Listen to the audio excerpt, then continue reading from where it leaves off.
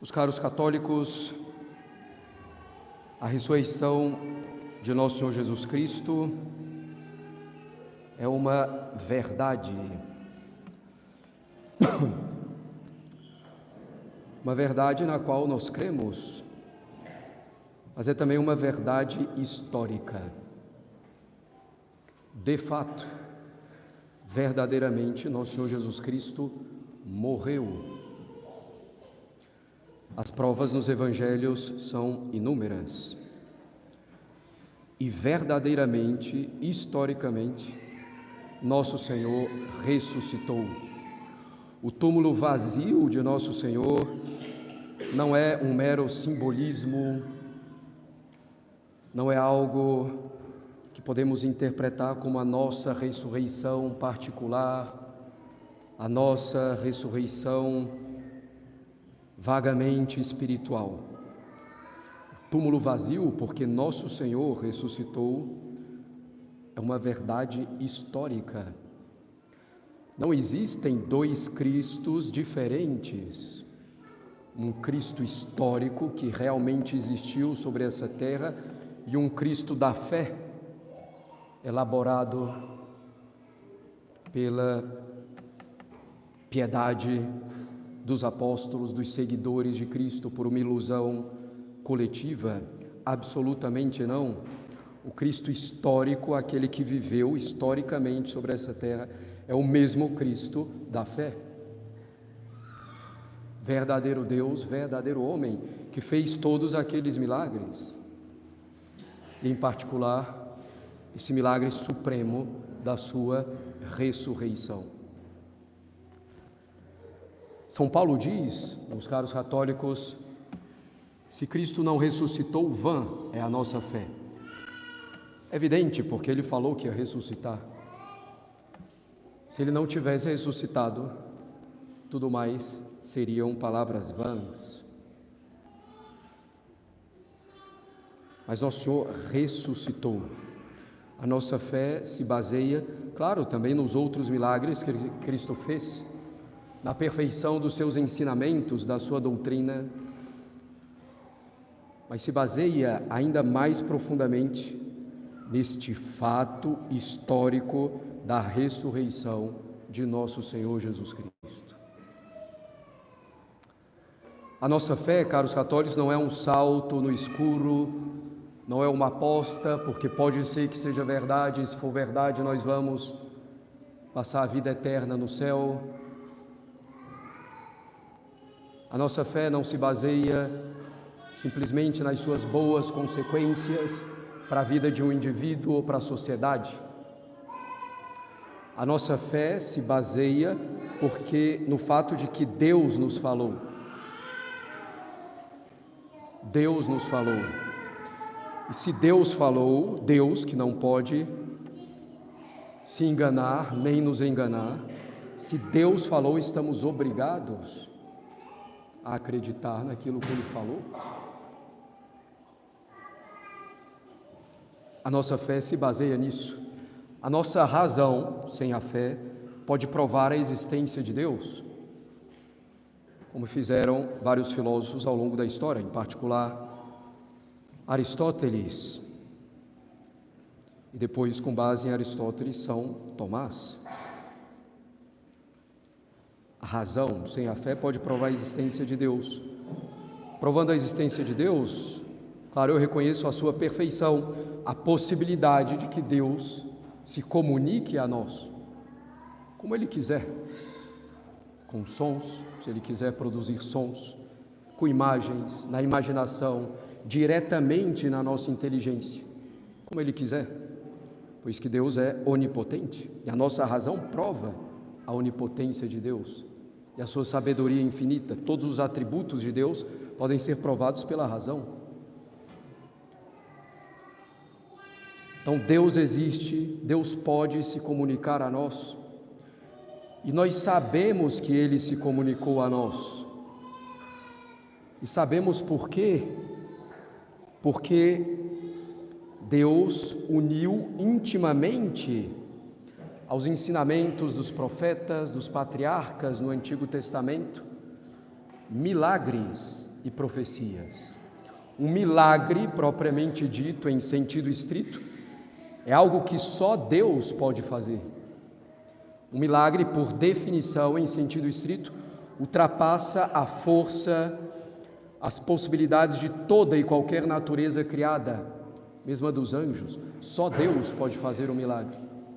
E por isso nós vemos, por exemplo, no Antigo Testamento, Moisés que faz inúmeros milagres, para que o povo creia que Moisés tem uma missão divina, e assim os outros profetas, e assim nosso Senhor Jesus Cristo.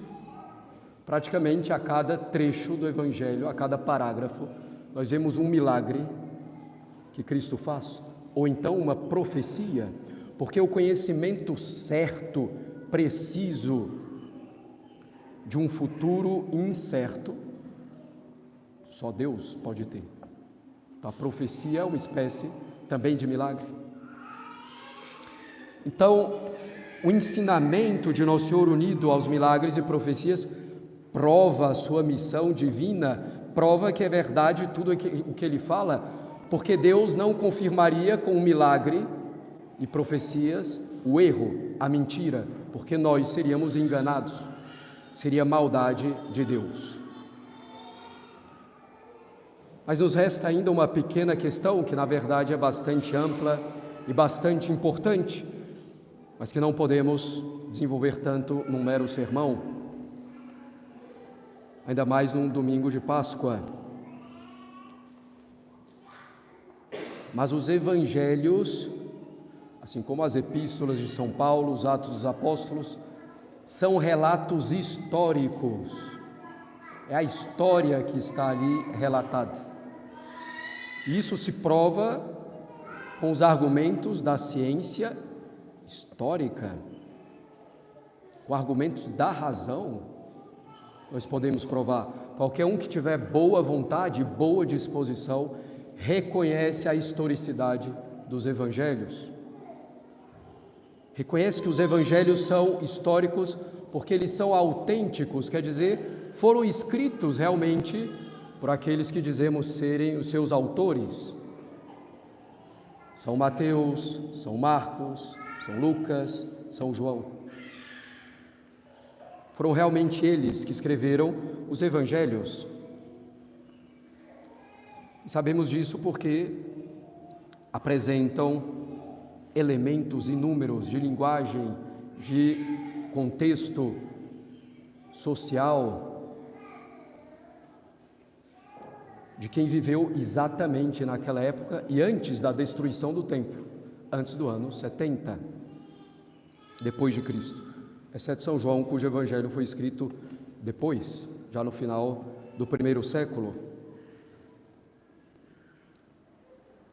Foram escritos, efetivamente, então, por aqueles que nós dizemos que escreveram. O conhecimento da sociedade judaica perfeita naquele primeiro século, antes da destruição do templo, a linguagem, o estilo próprio, semita, judaico. São testemunhas oculares. Isso é confirmado também pelos escritos ainda do primeiro século e do segundo século, dos padres da igreja, que logo afirmam que os evangelhos foram escritos por São Mateus, São Marcos, São Lucas, São João, e uma aceitação rápida, incontestada, ao contrário de outros escritos, cuja autenticidade foi contestada, dos evangelhos apócrifos.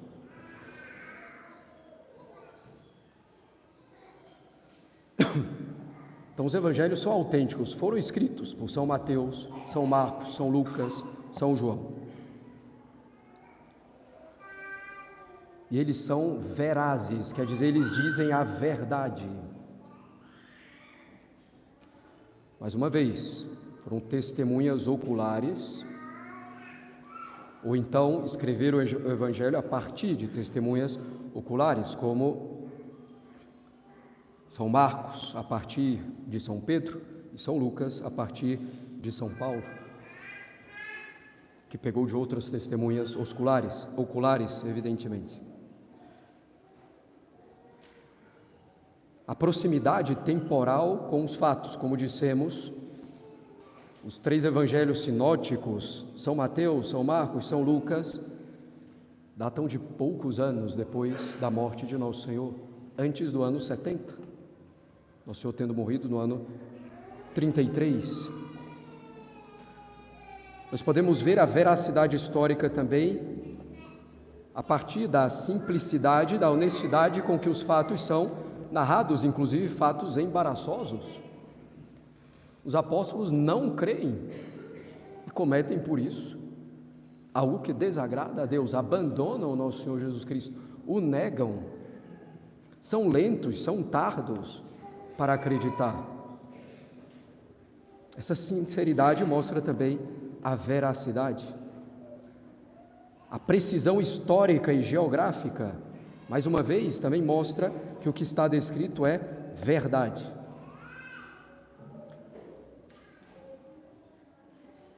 Eles não ousariam escrever tantos milagres, inclusive o milagre da ressurreição, se isso não pudesse ser comprovado por tantas e tantas pessoas que assistiram, que presenciaram aqueles fatos.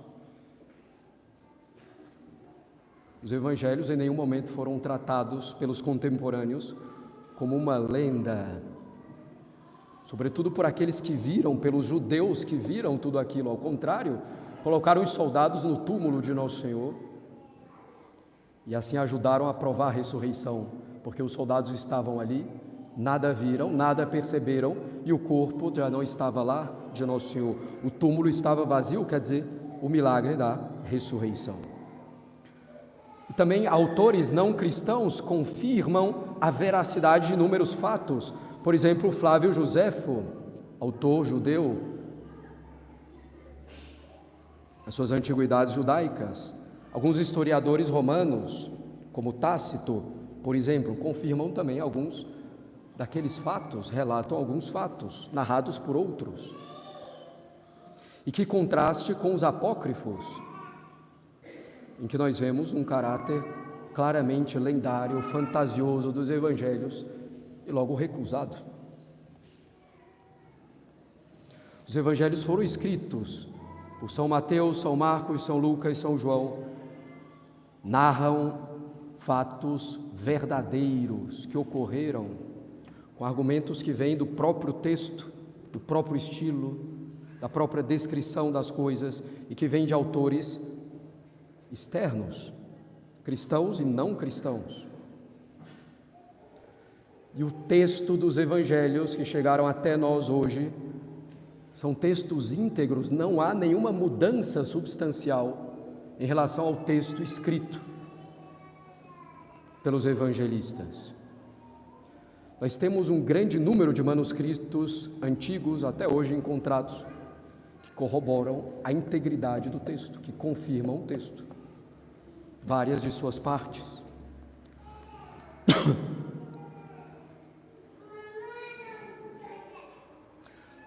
Mesmo a variação entre os manuscritos são poucos, nada, mais uma vez, substancial, erros de ortografia, troca de palavras sinônimas, pequenas adições marginais por notas que foram sendo tomadas. Os textos são íntegros, tal como escreveram os evangelistas. Em contraste, portanto, com outros textos que puderam sofrer alteração e que são alterações claramente identificáveis.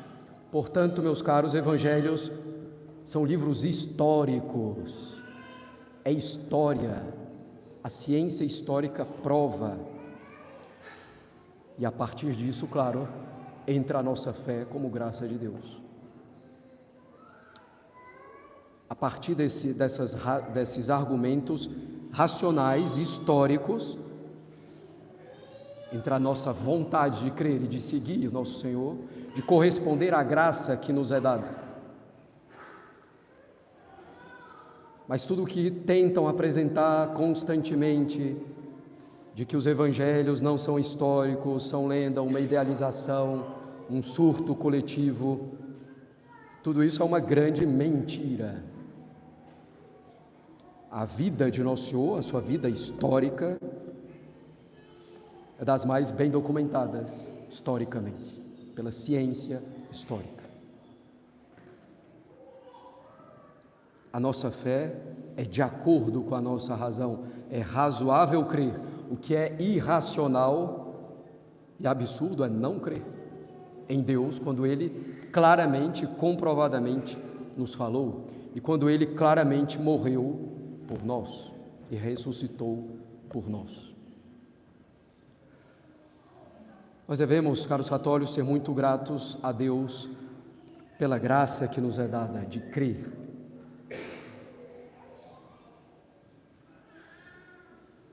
Porque é isso, a nossa fé, a fé católica, a fé que nos foi dada por Cristo, que dá sentido à nossa vida, para que morramos para o pecado e vivemos da vida de Cristo, a vida da virtude, que imitemos o seu sagrado coração. A fé não é um sentimento, mais uma vez, não é algo que agrada, que me agrada, que eu acho bonito, nada disso absolutamente. A fé é a adesão da minha inteligência às verdades que Deus revelou. E a partir dessas verdades reveladas por Deus, eu devo então ter uma vida coerente. Na igreja que Cristo fundou com os seus sacramentos, com os seus mandamentos, com a liturgia que vem desde Cristo, se desenvolvendo organicamente ao longo dos séculos, cultuando a Deus também como Ele quer ser cultuado. Temos então, caros católicos, a nossa fé muito firme nessa verdade histórica. E a partir disso, claro, justamente, é a nossa fé que vai além da nossa razão. Com todos os artigos de fé que estamos no credo e tantos outros que estão somente implicitamente contidos no credo. Essa é a nossa grande alegria, Cristo ressuscitado. Vivamos com Nosso Senhor mortos para o pecado. Em nome do Pai, do Filho e do Espírito Santo. Amém.